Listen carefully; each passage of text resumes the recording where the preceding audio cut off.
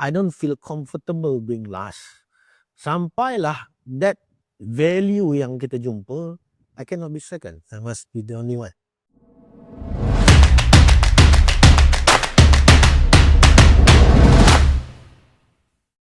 Masa umur 13 tu tiba-tiba terfikir aku rasa tak boleh pergi main bola ni.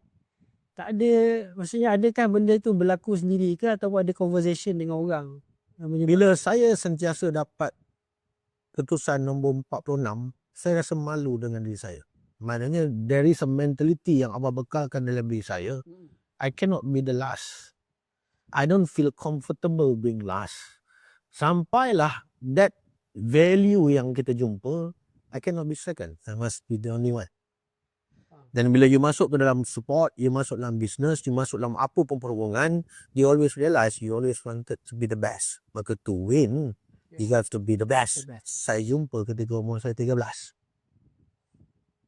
So I made the tough call. I said, I want to go back, balik, tinggalkan bola. Because I cannot live with that. So orang cakap saya kena buang ke, saya tak peduli.